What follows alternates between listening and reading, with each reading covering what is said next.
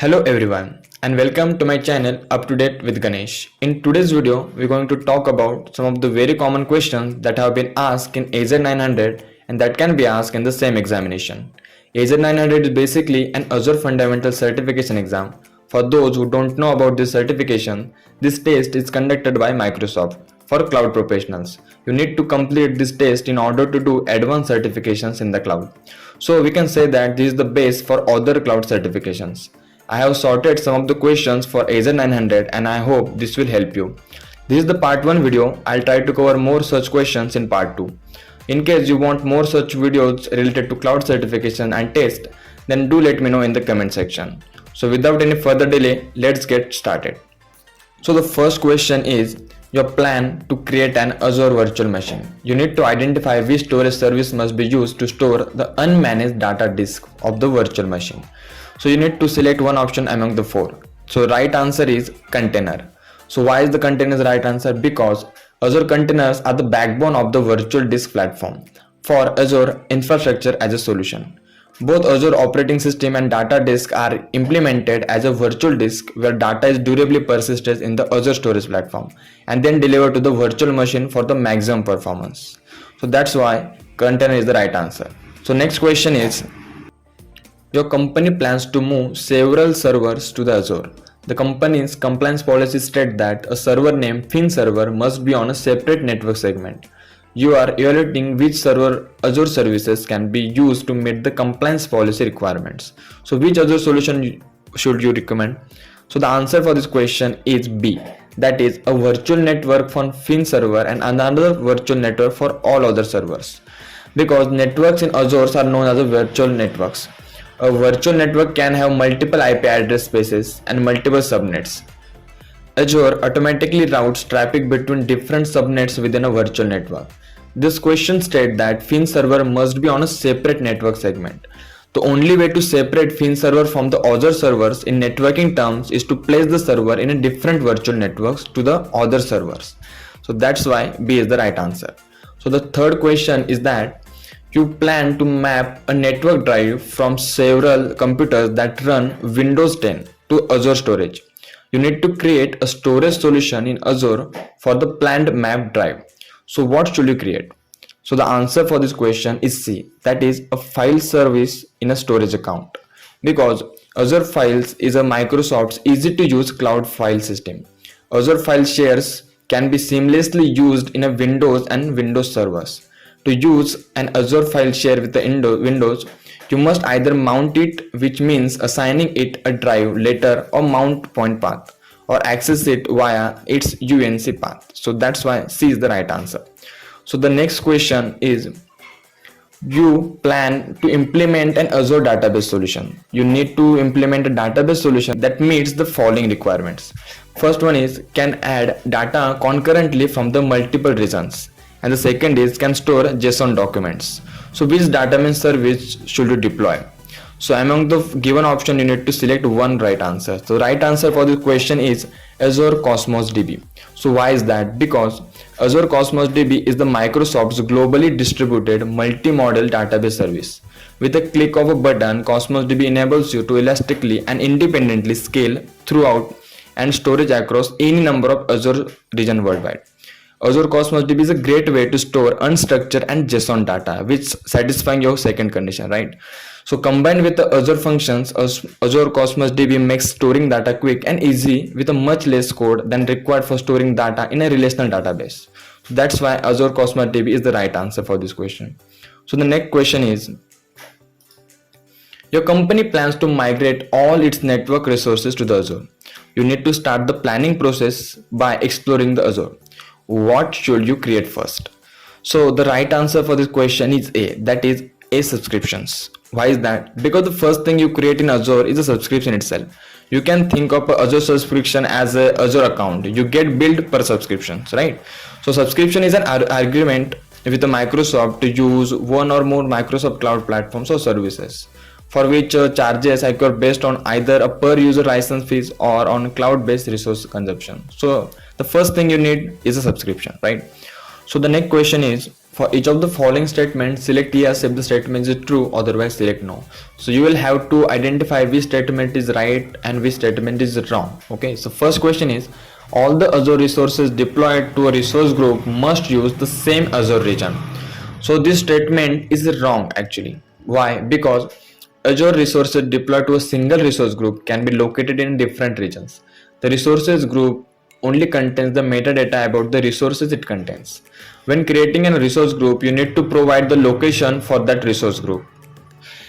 So that means when you specify a location for the resource group, you are specifying where that metadata actually is stored. So that's why it's a wrong statement. Second statement is, if you assign a tag to a resource group, all the Azure resources in that resource group are assigned to the same tag. So this statement is wrong. Why? Because tags for resources are not inherited by the default from their resource group. The third statement is, if you assign permission for the user to manage a resource group, the user can manage all the Azure resources in that resource group. So this is the right statement. Why? Because a resource group can be used to scope access control for administrative actions. By default, permissions set as the resource level are inherited by the resource in that resource group particularly. So that's why it's the right statement. So the next question is, to complete the sentence, select the appropriate options in the answer area. So the question is, data stored in the archive access tier of an Azure storage account, and you need to select one option among these. So the right answer for this is, must be rehydrated before the data can be accessed. So first thing you need to know is that how many different types of access tiers are there. So Azure storage offer different access tiers. Firstly, the hot, cool and archive one. So here in the question, the archive access tier is mentioned. So the archive tier has the lowest storage cost, but it has a higher data retrieval cost compared to the hot and cool tiers. Data in the archive can take several hours to retrieve. While a blob is in archive storage, the blob data is offline and can't be read or written or modified, right? To read, download or blob in archive, you first need to rehydrate it an offline tier. So that's why the answer is, must be rehydrated before the data can be accessed. So the next question is, which Azure service should you use to collect the events from the multiple resources into a centralized repository? So for that, the answer is A, that is Azure Event Hubs. Azure Event Hubs is a big data streaming platforms and event ingestion services. It can receive and process millions of events per second. Data sent to an event hub can be transformed and stored by using any real-time analytical provider or batching storage adapters. So that's why A is the right answer. The ninth question is, to complete the sentence, select the appropriate option in the answer area. The question is, an availability zone in Azure has physically separate locations. So the right answer for this is within a single Azure region. Why is that? Because availability zone is a high availability offering that protects your application and data from data center failures. Availability zones are unique physical location within an Azure region. So that's why an availability zone in Azure has physically separate locations within a single Azure region. So the 10th question is, for each of the following statements, select yes if the statement is true, otherwise no. So here also you need to select whether it is right or wrong statement. So the first statement is, the data that is stored in an Azure storage account automatically has at least 3 copies. So this statement is true. There are different replication options available with the storage account. The minimum replication option is locally redundant storage. With LRS, data is replicated synchronously 3 times within the primary region. So that's the right answer.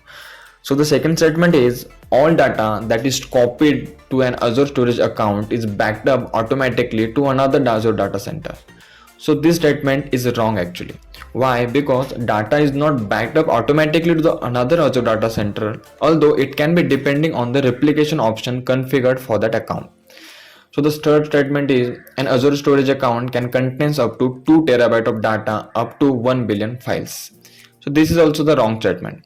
The limits are much higher than that. The current storage limit is 2 PB for US and Europe and 500 TB for all other regions including the UK also, with no limits on the number of files you store. So that's why it is a wrong answer. So here also you need to select right and wrong statement. So first statement is North America is represented by a single Azure region. So this is a wrong statement actually, because North America has several Azure regions including West, Central, South Central, East US and Canada East also. So the second statement is every Azure region has multiple data centers. So this is the right statement. Why? Because a region is a set of data centers deployed within the latency defined perimeters and connected through a dedicated regional low latency network. So that's why it's a right statement.